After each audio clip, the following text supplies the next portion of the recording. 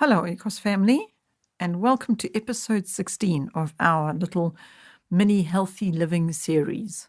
This one is called Cleanup Continued because I want to talk to you a little bit more about the cleanup process when it comes to stepping deeper into the healthy living topic. I hope that you've listened to episode 15 because episode 15 I encourage you to start the cleanup process.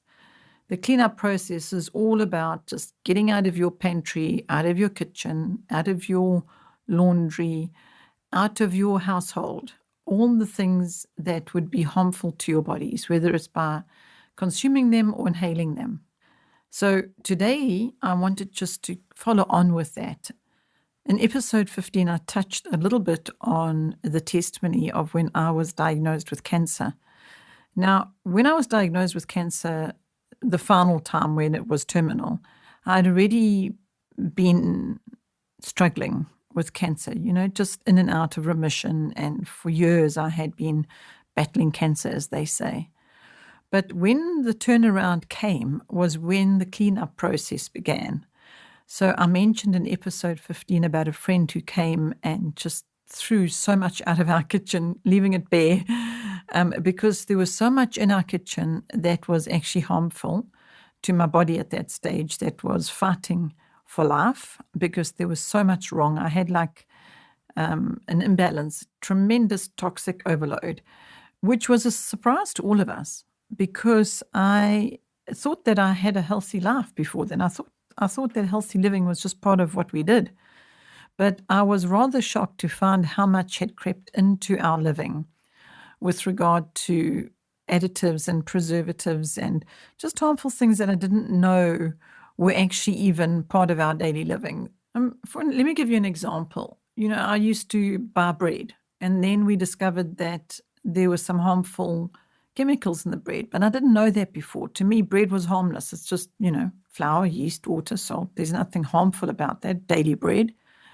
But when I discovered what had been done in the process of making that bread, as in bleaching and adding additives that were harmful to give the bread longer life and all of those details. In fact, let me not get too caught up on those details because I did do a little slide presentation explaining the harmfulness of packet bread that we get at the shop. I mean, I'm just using bread as one example. You can imagine there's many, many, many more, but I'm using just this one to emphasize how what we thought was a harmless thing actually became quite a harmful item, source of food to us, which seemed harmless before, but then it became harmful because of us understanding what had been added.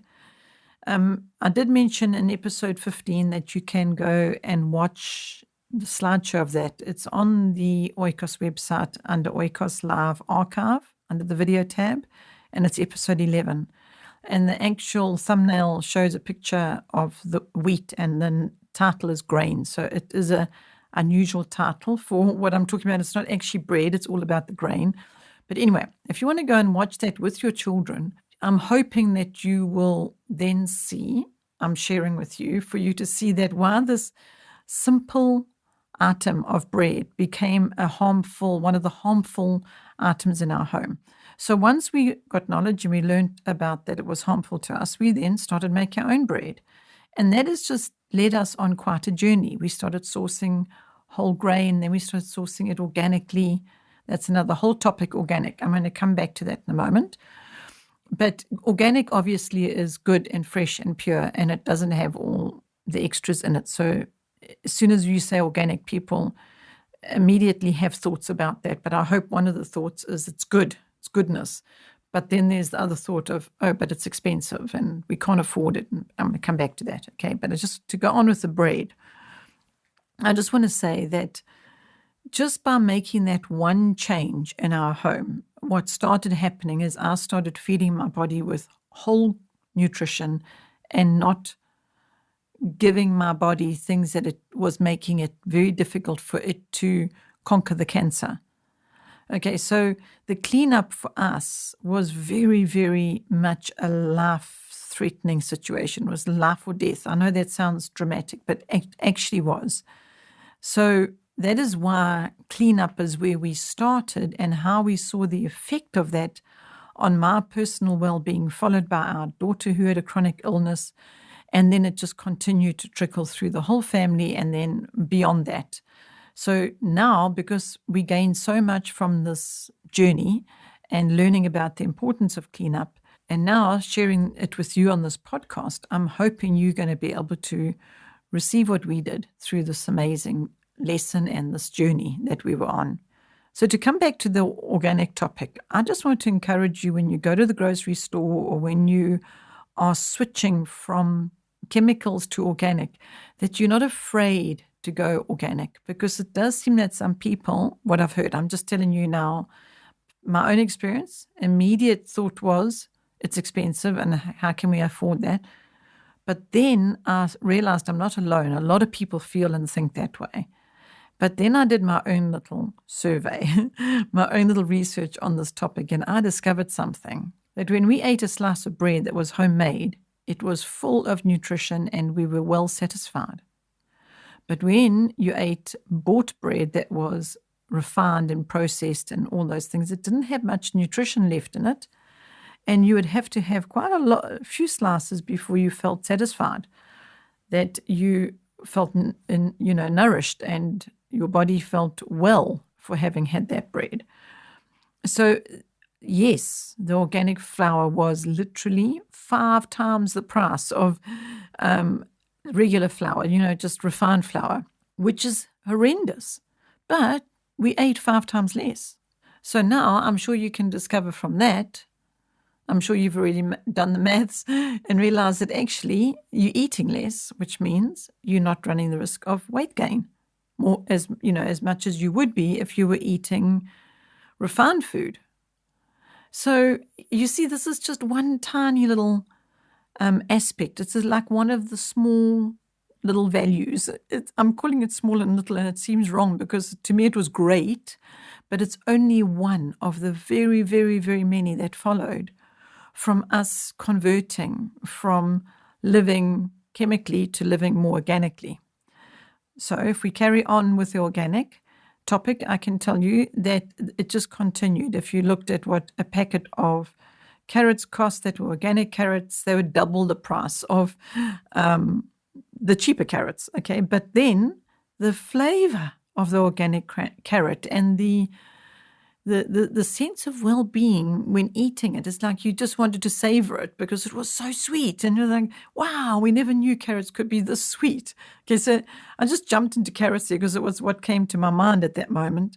But I could just go on and on and on with all the various different vegetables. And the habits are hard to break, the bad habits. And so the habit is just to get the most convenient and the cheapest and the most affordable. And that's what I want to talk to you about is if you've got some bad habits, try break them. They take a while to break, and just try and not be afraid of going with the more expensive route, because I hesitate to say more expensive because in the end, it's actually not. If you think about it, if we are making our own bread every day and a loaf of bread is lasting a couple of days and we're giving nutrition to our bodies versus getting the cheaper, quicker route, but not giving nutrition to our bodies and saving some money, I'm sure it stands to reason that it's better to not go the quick, cheap route and actually cause yourself harm and your children harm, because in the end, that is going to be more expensive because you can have doctor's bills. Okay, so now I'm standing here talking to you on this podcast, and I suddenly thought of another test me. I thought of a test me of somebody that was staying with us and how she was on a lot of medication because of all kinds of conditions she had. And in fact, the conditions were a result of a chemical crisis in her body. And when she started cleanup, what happened? First of all, she had to break some very, very bad habits. She put an enormous amount of processed ingredients in and on her food, and she had to stop that. And so food suddenly was bland to her, and it didn't have flavor, and all those things that people find a bit difficult with this adjustment when they're doing the cleanup. But the result was that she didn't have to continue with the medication. She didn't have as many doctor's appointments. She didn't miss out on things as in places she should have been when she couldn't be because of health, because of abdominal migraines and all kinds of conditions she was suffering from. So the way I see it is that actually living that way, the quick and simple and cheaper route, actually was ending up costing her more. However, it took some time for her to be able to see that for herself and acknowledge that, because first she had to break the bad habits. And the transition across wasn't easy for her. She found it very, very difficult to, for example, drink water instead of Coke.